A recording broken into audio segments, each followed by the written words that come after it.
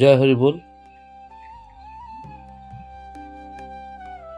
আজকের দিন হরিময় দিন হয়ে উঠুক সমস্ত ভক্তদের, সমস্ত বিশ্ববাসীদের। কারণ আজ মাতা সরস্বতীর পূজা দিবস।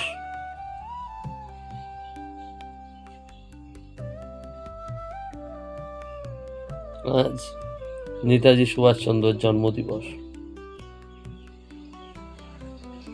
তাই আজকে আমরা এসেছি নেতাজির একটা স্বপ্ন, সেই স্বপ্নটাকে আমরা আমাদের জীবনে এনে আমাদের জীবনটাকে উজ্জ্বল করার চেষ্টা করি। আমরা হরিভক্ত হই। কথার আগে আমি বলবো ওই সমস্ত ব্যক্তিদের যারা লড়াই থেকে, সংসারে থেকে লড়াই করে হারমুখী হওয়ার সম্ভাবনা, তাদেরকে আমি বলবো জেগে ওঠো, খেলা এখনো শেষ হয়নি। শোনো, আমি জানি তুমি কি ক্লান্ত, আমি জানি তোমার মনে হচ্ছে পৃথিবীটা তোমার বিরুদ্ধে, মনে হচ্ছে তুমি যত চেষ্টায় করছো তত পিছিয়ে পড়ছো। হয়তো তুমি ভাবছো হাল ছেড়ে দিই, আমাকে দিয়ে আর হবে না। কিন্তু দাঁড়াও, আজ তোমাকে একটা সত্য কথা বলতে চাই। যে ব্যথা তুমি আজ অনুভব করছো সেটাই আগামীকাল তোমার শক্তিতে পরিণত হবে। তুমি কি জানো হীরা কিভাবে তৈরি হয়? প্রচন্ড চাপ আর তাপে।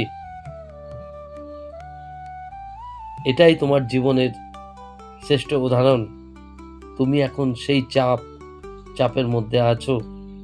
এর মানে তুমি ভেঙে যাচ্ছ না, তুমি তৈরি হচ্ছ। লোকে কি বলল? তারা আমাকে নিয়ে হাসাহাসি করলো, তাদের হাসতে দাও। মনে রাখো, গ্যালারিতে বসে থাকা দর্শকরা চিৎকার করে, কিন্তু মাঠে নেমে ঘাম ঝরায় শুধু খেলোয়াড়রা। আর তুমি একজন খেলোয়াড়, তুমি দর্শক নও। তোমার স্বপ্নটা কি এতটাই সস্তা যে সামান্য কিছু বাধা বা কিছু মানুষের কথায় ভেঙে যাবে? না, তোমার জন্ম হয়েছে এক সাধারণ হয়ে বেঁচে থাকার জন্য নয়। তোমার জন্ম হয়েছে সমস্ত ভক্তদের, সমস্ত বিশ্ববাসীর সাথে নিজের স্বপ্নকে গড়ে তোলার জন্য।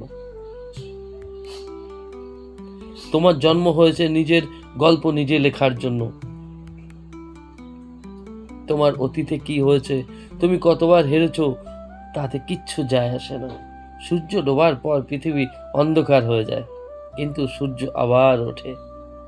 তোমার জীবনের সূর্যটাও ওঠার অপেক্ষায় আছে, শুধু তোমাকে মেঘগুলো সরিয়ে দিতে হবে।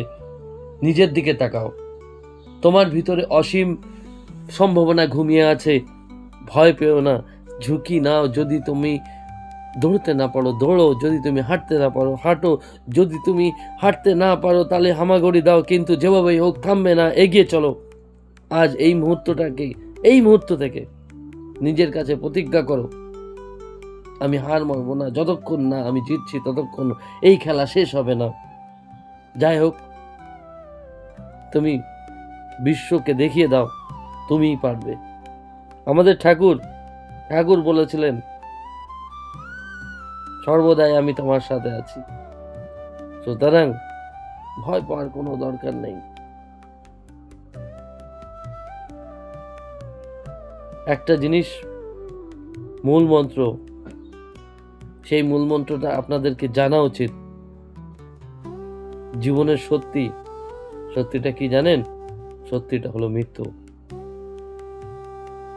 যখন মহাভারতের যুদ্ধে কৃষ্ণ অর্জুনকে বলছিলেন, শ্রী কৃষ্ণ অর্জুনকে বলছিলেন, হে অর্জুন, গণ্ডি উঠাও, সামনে তুমি লক্ষ্য ভেদ করো।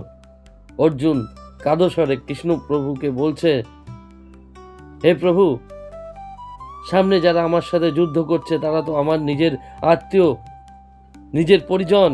নিজের ভাই, বন্ধু, জ্যাঠা, কাকা, আমি কিভাবে তাদেরকে বার করি? কৃষ্ণ তখন এসে বলল, অর্জুন,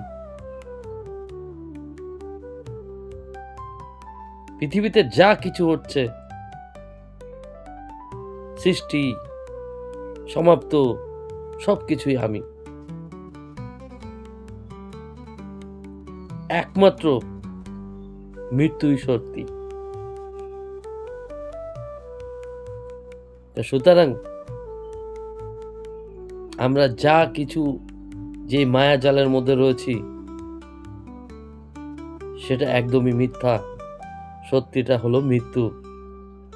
আমরা যখন পৃথিবীতে আসি, ঈশ্বরকে প্রেরণা করে আসি, ঈশ্বরকে বলে আসি যে হে ঈশ্বর, আমি যখন ধরতিতে, আমি যখন পৃথিবী লোকে আসব, আমি তোমার নাম গান করব, আমি এই নামটাকে সারা বিশ্বের পৃথিবীতে ছড়িয়ে দেব।